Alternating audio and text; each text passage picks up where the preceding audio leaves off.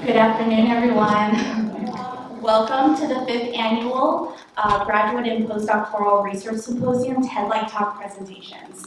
My name is Yuval Pritz, and I am the Senior Programs Manager for the Graduate School Office of Postdoctoral Programs and the Office of Faculty Affairs. I am very thrilled, honored, and excited to be moderating for this presentation today. We have three amazing and brave students here who are here to present their research. Though these presenters have very, very different and diverse topics, they all reflect a very powerful theme of resilience and empowerment. Each of our presenters will have 10 minutes to present, and then we'll have about 15 minutes of Q&A at the very end. This Q&A is to discuss their research further, and to then reflect on their experience on preparing for the TED-like talks that you're about to hear today. So make sure you think of some questions, write them down, and be prepared at the end.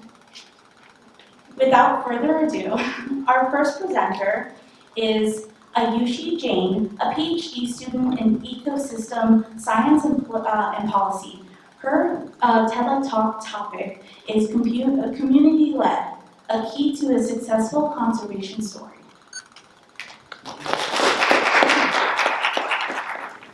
Hi everyone. So what is the first word that comes to your mind when you look at this turtle? Weird? Ugly? Area 51 alien? I get these answers a lot when I ask people this question. This is the Asian giant soft-shell turtle, one of the largest freshwater turtles in the world. An adult individual can grow over 1 meter in length and weigh over 100 kgs. In 2018, I was presented with an opportunity to be the conservation leader and champion for this turtle in India, one of the 11 countries where it is known to occur. They are distributed across the South and Southeast Asia, but are only surviving in small patches across this huge range. Why is that? Well, they live in deep, slow-flowing rivers and spend majority of their lives submerged in the riverbed. We know that for centuries, a large portions of human populations have relied upon these ecosystems and continue to do so, causing habitat loss, degradation, and overexploitation of resources, which is directly impacting this enigmatic species. We also know that we humans will try to eat almost anything we can get our hands on. Sadly, this turtle is not exempt from this peculiar human behavior and is hunted for its meat and eggs. The family that this beautiful turtle belongs to, yes, I said beautiful, evolved over 40 million years ago, way before the evolution of humans. And after surviving the mass extinction that wiped out the dinosaurs, they are in a losing battle against our species. I was prepared. I was prepared with the scientific background and knowledge that I needed to initiate a conservation project, find a turtle that had not been seen in the country in over a decade, collect ecological information, and suggest management strategies. My lifelong dream of working towards the conservation of biodiversity and nature was finally happening. I was prepared, or at least I thought I was. We as researchers and scientists often go to faraway locations. With our fancy equipments, we prod in and around mud and water, we collect data, make our conclusions, and back we go to our comfortable couches and memory foam mattresses. We are lauded for our efforts and for our hardships. And in most cases, we are given the title of the conservation champions. In this process, we are missing something very crucial. We often forget about the local communities who call these faraway places their home. People who are most impacted by the loss of biodiversity and facing the consequences of our species' footprint. People who are capable of not only initiating but sustaining the conservation efforts that we all hope for. Unfortunately, the involvement of local communities in conservation projects remain unsubstantial at best. To this date, largely the research and conservation projects are limited to publishing groundbreaking findings in peer-reviewed articles. Don't take me wrong, That is very important. But what I think is most important is to give back the leadership roles to the local communities, to give them the right tools and empower them to reconnect with the local biodiversity.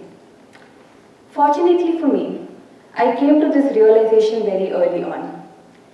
While reviewing the limited literature on this turtle, I realized that there was hardly any substantial information. We had no idea where the turtle is, when is it active, where it nests, when it nests, whether or not is it even breeding in the country anymore. All I had were a handful of anecdotal records from individual sightings. Just 15 individual records in the last 45 years. All I knew it could very well be extinct from the country. What do I do now? I moved across the country to live in an area in a South Indian state of Kerala where this turtle was seen 10 years ago, to understand what the local communities historically knew about it, to gather what we call local ecological knowledge. And that decision changed the next 4 years of my life, and it has been absolutely amazing and has been such a pleasure. Within the first month of talking to the community members, I realized that we were sitting on this mountain of knowledge all these years. The knowledge that could and would change the conservation of this turtle in the country. In the next 10 months, I continued visiting multiple villages, identifying the community members who would be our key informants, creating the first alert network to synthesize the historical, present, and possibly future information on this rare turtle. This network became our basis for creating a community-based conservation network in the country. And very soon, this network extended to the people who historically hunted Palapuvan for its meat. Palapuvan is the vernacular name of the turtle in the local area. The data that we gathered from this local alert network revealed that Palapuvan is still present in the Chandragiri River in Kerala. That was a big win for us. But we also realized that this turtle was occasionally getting captured by the local fishers and is being killed and consumed by the local families. Our next step was to identify what was driving these hunting practices. Was it targeted or was it just opportunistic? And if there was any way that we could alter that behavior by awareness about the species threatened status, or maybe the importance of species in an ecosystem on which these communities relied upon. Soft-shell turtles are considered the cleaners of the rivers as they frequently feed upon the dead and decaying matter, and hence they maintain the health of the river. Not to my surprise, this was the first time the local families were given information about the threatened status of the species and what would it mean if it were to go extinct. Very soon, after our first awareness session, we received a call informing us of a bycatch, a juvenile turtle caught in the fishing line. In the following months, we continued receiving multiple calls for sightings and bycatches that needed to be rescued. We had successfully created a community-based monitoring network. But was that enough? Our goal was to create a self-sustaining leadership framework within these communities who could take the conservation work ahead themselves. And this could only be achieved by not only giving them the right tools and resources to safeguard the species, but recognition. Recognition for their efforts on a larger scale. We brought together members of the alert network, forest officials, veterinary surgeons to train the local vets, and bureaucratic officials to facilitate the exchange of information and to provide training on the handling and rescuing of bycatches. In addition to this, the local network was formally recognized statewide by the Forest Department and by the local and national media channels. And this step fueled the communities to take further actions to safeguard the future of Palapuvan. I'm so proud of this community for achieving in 4 years what multiple scientists could not achieve in the last 50 years. This network discovered a breeding population, identified active nesting grounds, informed us of the first ever nesting event from the country and second from the world, They reported to us about 7 nests and they monitored them to ensure the survival of over 300 eggs. They have released 45 hatchlings in the wild and counting.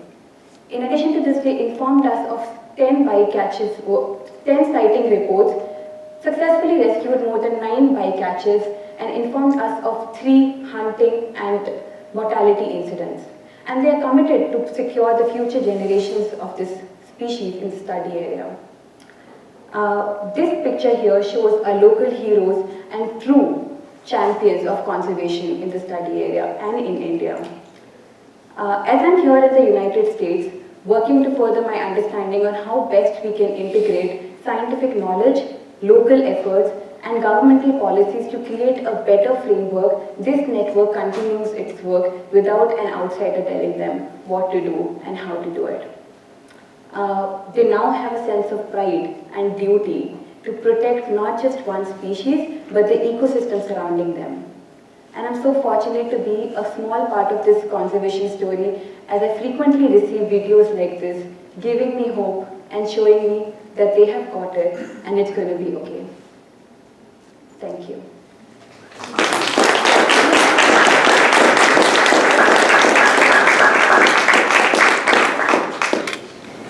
Thank you. Our next TED-like talk presenter is Joseph Bonner. He's a PhD student in exercise physiology. The title of his talk is The Effects of a Summer Program on Physical Fitness and the Health Outcomes in Children.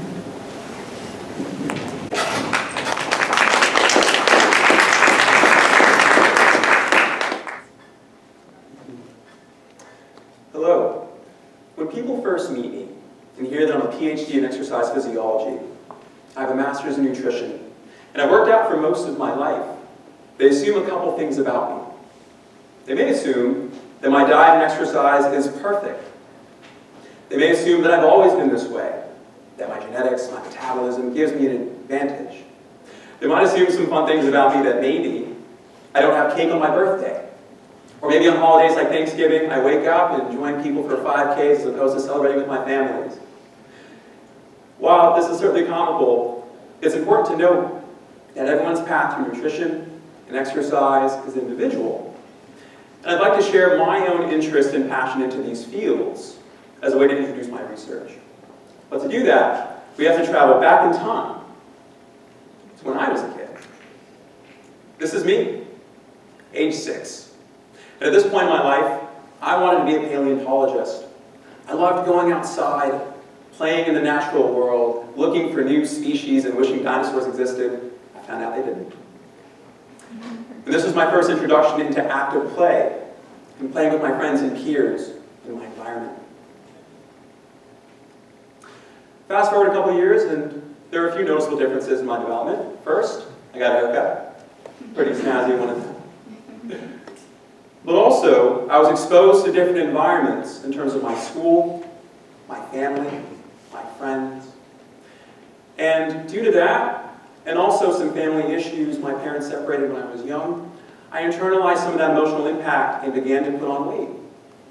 Now, everyone's body is different, and I celebrate that through your own unique size and shape. But for me, the internalization of those emotions, as well as changes in my environment, led to a progressive weight gain that lasted most of my adolescence.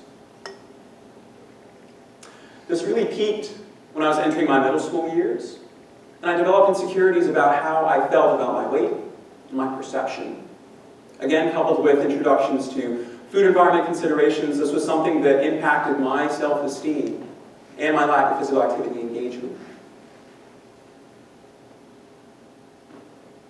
And so, there were a few things that changed that impacted the trajectory of my life and have been wonderful opportunities and experiences to reflect on.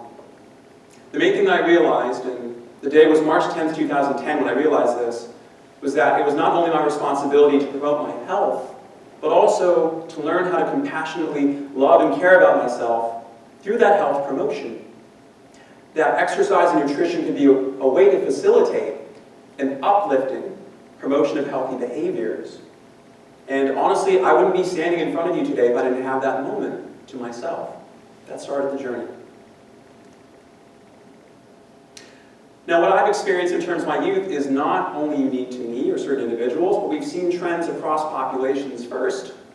In regards to rates of childhood weight gain and obesity, there have been increases in the past several decades. In the 1990s and 1980s, these rates were about 10%. Now, they hovered about 20%, and this has persisted through the pre- and post-pandemic years. We've also seen similar trends in terms of physical activity, and really the opposite effect. The notion that in terms of trying to reach physical activity recommendations for children, 1 hour per day, I don't know if some of you have heard of that recommendation, we're struggling not only as a country, but really as a global society. The United States has hovered at around 25 to 30%, with about a 10% decrease in meeting this recommendation in the past several years. And on the other infographic, you'll see a culmination of 26 countries across Europe who also are not meeting this measure. So we have a decrease in physical activity based off of recommendations. Childhood development is nuanced and complicated and has multiple stages of development across time. One thing I'd like for you to take away from this infographic is first, that every stage of development has a downstream effect on later stages. The bottom cascading portion shows that the role of family also diminishes over time as we become more independent, and our decisions regarding exercise and nutrition are more about our own internalized behaviors. This is also based off of our environment, our family, and our friends. Coupling this too with the unique stresses of COVID, and I'm sure many of you have experienced this, COVID was a hard time, right? Children also uniquely were impacted by this as well. In terms of changes to their family structure, their communities, their friends, this might have implications for being predisposed to weight gain. Increasing in sedentary behaviors, increasing processed foods, right? Changes to physical activity, accessibility to schools. All these are unique stressors that have been noted to promote weight gain in children throughout COVID-19. And so you might be thinking, based off of all these things, how can we move forward as a society using resources to promote children and healthy behaviors amongst children? This is my favorite slide, by the way, in the presentation. Well, one way that my colleagues and I have promoted healthy behaviors amongst populations of children is through the THINK program. And THINK stands for Translational Health, Nutrition, and Kinesiology. It's a collaborative, integrated program that combines exercise, nutrition, social emotional learning, which is a positive-based psychology, and science, technology, engineering, mathematics, in a fun and collaborative way. We empower youth to be health ambassadors for their friends, their families, and perhaps most importantly, themselves. This program typically functions 6 weeks throughout the summer, and it's much like a fun sports and fitness camp. I'm sure many of you growing up, or maybe some of your friends or peers have gone to camps like this that are similar, and what a fun and enjoyable time it can be. But this is a typical representation of our schedule. You can see a combination of activities from physical fitness, education activities in exercise and nutrition, engaged dialogue in social emotional learning, and lab-based activities that apply what they learn in the classroom, in the lab, and also out and on the field. This is an example of one of our social emotional learning topics about goal setting, which is something that we promote amongst our youth. Now, goals, as many of you know, and I'm sure you have goals yourselves, can be about anything. We promote academics, relationships, and various important things in their lives. And so I'd like to practice goal setting with you all, if you'll entertain me for just a moment. So I'd like for you to think about a goal that's important to you. It can be about anything. Maybe a habit you're trying to work on, maybe about school, or personal relationships. You've probably seen this acronym, but one thing we like to teach children is about SMART goals. Goals that are specific, measurable, attainable, realistic, and timely. So go ahead and try to think about that goal for yourself.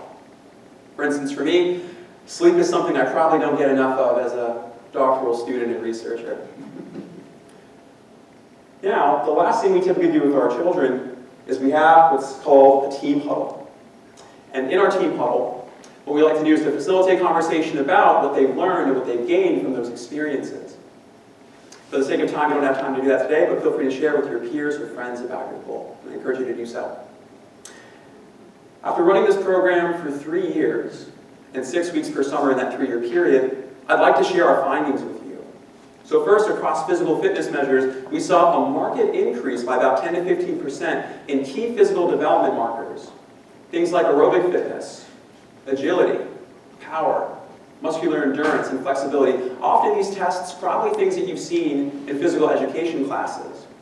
What this reflects beyond the numbers, though, is that these children are able to confidently engage in play based off of improved physical and motor development.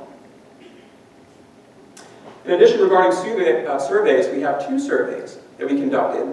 One on food habits, perceived behaviors, like their perception of consuming healthy foods. How often they have meals at home versus at restaurants, snacks, and other various choices. And also for the PYD, or Positive Youth Development Inventory, a marker of social emotional resiliency. We also saw here a 10 to 15% increase in as little as 6 weeks. And again, beyond the numbers, these are some quotes from parents of our children, anonymous of course, that share their experiences and how, in as little as 6 weeks, their children were able to come out of their comfort zones and shells. They leaned into friendships and play. They engaged in conversations about their own sense of themselves, their perceptions and emotions. And as a researcher who had a lot of similar experiences, I see myself in these children. I've been so grateful to know that our research is able to impact them in that way. And I'd like to invite you to be mindful of collaborations like this, and also to note that if we think using science, education, and reason, if we think with love and self-compassion, anything is possible. Thank you. Thank you. And last but not least, our third TED-like talk presenter is Ting Wu, a DMA student in piano performance. The title of her talk is a tribute to Clara Schumann, Amy Beach, and Florence Price. Good afternoon. I would like to play a 30-second music clip for you, and please guess whom the composer might be. The music was actually very beautiful, exquisite, and romantic. You might have thought it might from Chopin. And the music was also lyrical, dreamy, and thank you. And dreamy, just like wandering. So it might from Liszt or Brahms as well. Actually, it was none of those composers. The composer was actually not a he, but a she. It was a 20-year-old girl who enjoyed playing the piano and loved composing music. And her name was Clara Wieck, and later on as Clara Schumann.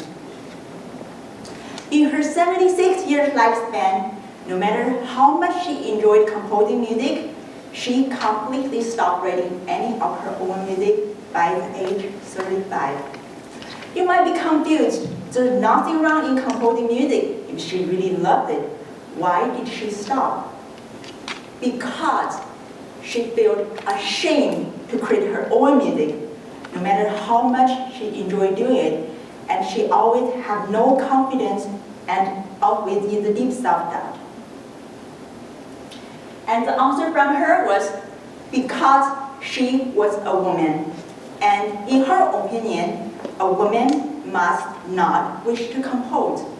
The evidence shows in her diary in 1839, November 25th. I once believed I had creative talent, but I have given up this idea now. A woman must not wish to compose. There was never one able to do it. And I intended to be the one. It would be arrogant to believe it. May Robert always create. By the way, Robert Schumann was Clara Schumann's husband, and Clara used her whole lifetime dedication to promote and play Robert Schumann's music, even though I feel Clara's music was no less excellent than Robert's. A woman must not wish to compose. Why she had such a self-sabotaging idea and mindset about her composing career, and why there were almost little to non-female composers before her, is caused the gender bias and society's norm and discrimination on women the society had in 19th century. And you might thought, it's very interesting we have the idea, but as a society said, so the music creativity gift was not granted to female, but only to men. And this line was not legitimate since most of the famous composers we've heard and listened are basically men in white. Until I reveal a true fact in the Western music history. Actually, before the early 20th century, women were not allowed to attend compositional classes like music notation and music theories. However, those classes were crucial to anyone who wanted to become a composer. And everyone says music is like a language the whole world speaks. However, in the music language, music notation is like writing and spelling. And music theory classes are like grammar. How would you be able to write and play your songs if you only have little grammar knowledge and have no music notation like spelling and writing knowledge at all? Well, an American girl in the late 19th century made the impossible possible.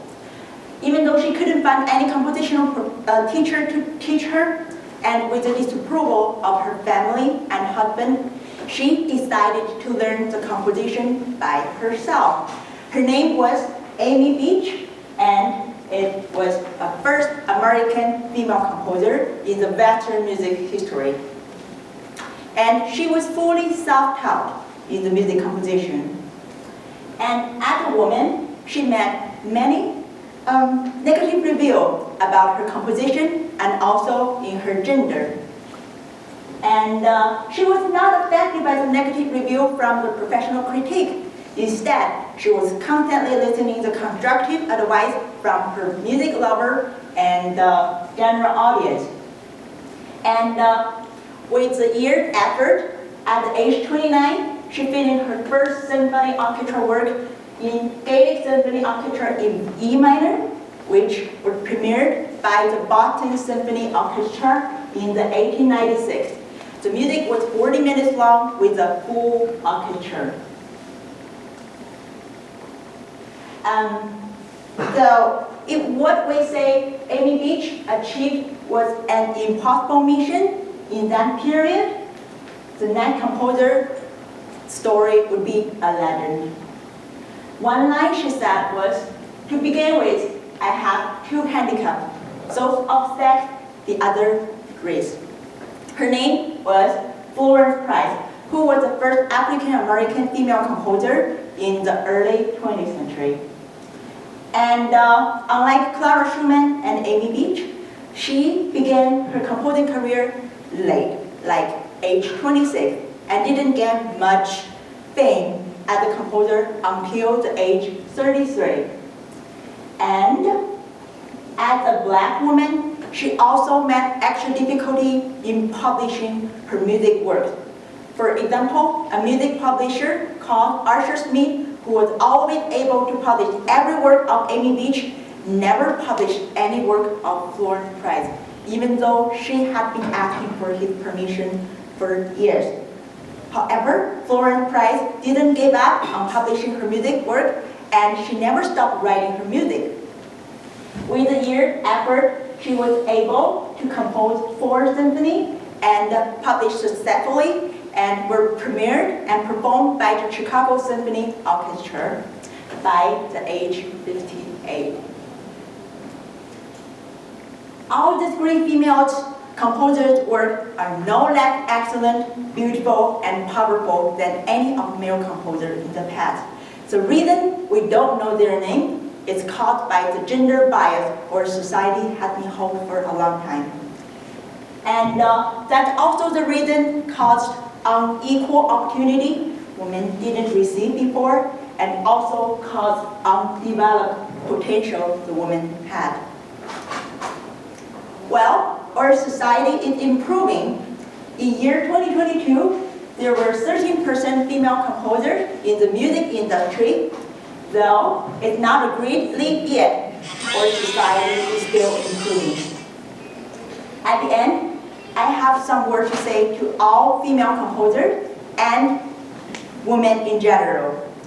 First, please be confident and believe in your ability, creativity, and talent with no self-doubt.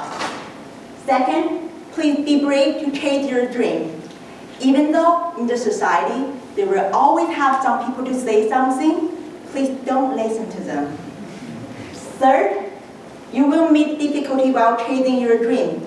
Please just don't give up. And in the end, if you didn't give up, eventually with the time, you will succeed just like Amy Beach and Florence Price. Lastly, I want to remind all of us a quote from the 5th grade of our University of Miami. You are the master of your fate. You are the captain of your soul. Thank you.